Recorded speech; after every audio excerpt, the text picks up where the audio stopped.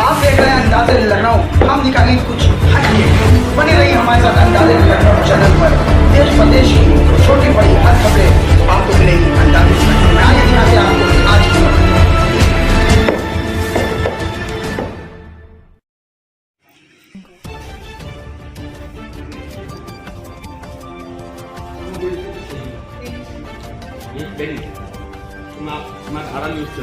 धारा न्यूज़ आपको। और ये जो आज प्रेस कॉन्फ्रेंस की है, ये हम अपने देश के सभी भारतवासियों को ये संदेश देना चाहते हैं जिस तरीके से हमारे संविधान पे हमला हो रहा है और संविधान बचाओ में ये यात्रा निकाल रही हूँ। 2 सितंबर से सामाजिक परिवर्तन चौक लखनऊ से हमारी यात्रा की शुरुआत होगी और 29 अक्टूबर दिल्ली जंतर मंतर पहुँचेगी और 2 महीने लगातार हमारी ये यात्रा चलेगी।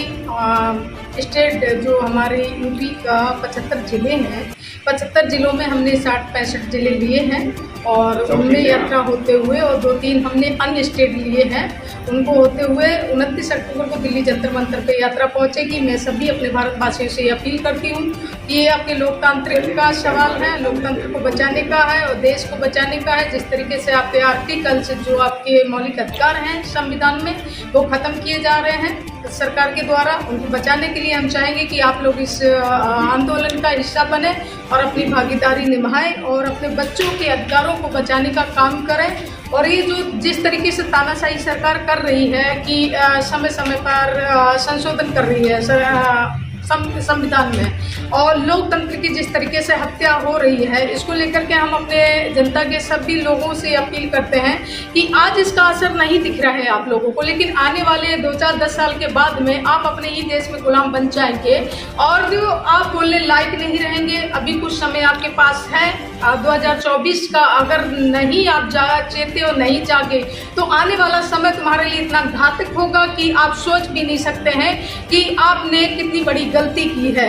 जिस तरीके से आज शिक्षा महंगी कर दी गई है, आप बताइए कि किस तरीके से शिक्षा महंगी की गई है कि एक प्राइमरी का बच्चा और एक 5,000 का बच्चा जो प्राइमरी स्कूल में जो पढ़ रहा है वो 5,000 वाले बच्चे से कैसे कंपेयर कर सकता है।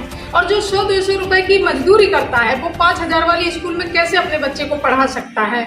और उसमें नौकरियों में वो सिस्टम ऐसा लागू कर दिया है कि जो बच्चा पास होगा और जो अच्छे नंबर लाएगा वो उसको ही नौकरी मिलेगी। तो जो प्राइमरी स्कूलों में पढ़ रहे हैं, जो खिचड़ी खा रहे हैं, जो कटोरा लेकर के जा रहे हैं, जिनमें कोई शिक्षा ही नहीं दे रहे हैं, जो स्कूल में जो होते हैं मास्टर वो पढ़ाई नहीं, जो पढ़ाई हो रही है बच्चों की, अब वो 5,000 वाले स्कूल से और प्राइमरी वाले बच्चे कैसे उनसे कंपेयर कर सकते हैं। तो एक तो फ्री शिक्षा लागू की जाए समान रूप से। सरकार से मेरी जो मांग है दोनों का, चाहे वो गरीब हो या अमीर हो, बराबर शिक्षा का लागू हो और जो निजीकरण किया गया है उसको बंद किया जाए। हमारी सरकार से मांगे हैं। दूसरी हमारी मांगे हैं जो सरकारी नौकरियों में जिस तरीके से ठेकेदारी सरकार कर रही है और उनको बंद किया जाए और जो सरकारी संस्थाएं हैं उसके द्वारा सरकारी नौकरियों में भर्ती की जाए। जब वो हमारे देश की जनता ये चाहती ही नहीं है कि हमारा देश जब लोकतंत्र है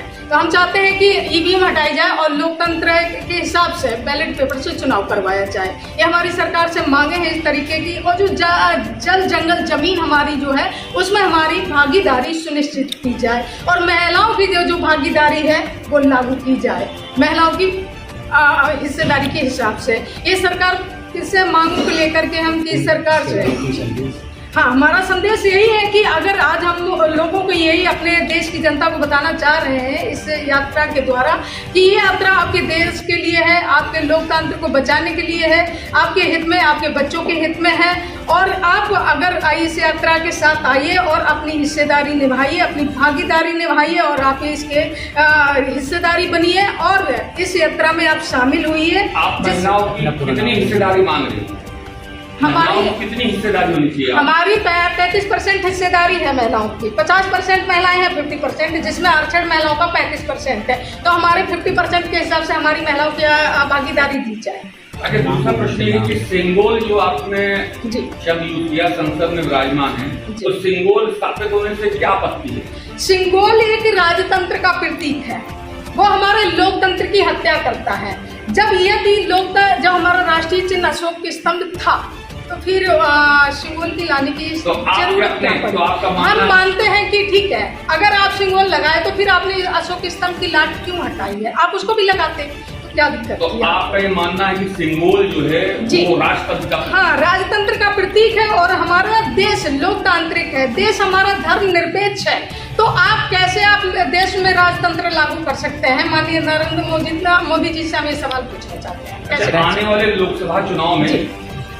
आप किसी पार्टी विशेष के साथ जाएंगे या चुनाव में हिस्सेदारी लेंगे? देखिए, हमारा सामाजिक आंदोलन है, हमारा ये जन जागृति के लिए हमने ये आंदोलन किया है और ये कि जनता अपने वोटों को सही तरीके से इस्तेमाल करे और ये तानाशाहियों की सरकार जो ये 100-200 रुपए 2 किलो 4 किलो अनाज में वोटों को जो सरकार खरीद करके अपनी सरकार बनाती है, वो हम जनता को जगाने का काम करेंगे कि ये लोग आपका वोट लेकर के और आपका ही शोषण करते हैं। ये हमारा सामाजिक आंदोलन है, जन जागृति का, जनता को जगाने के लिए। हमारा किसी कोई पॉलिटिकल से कोई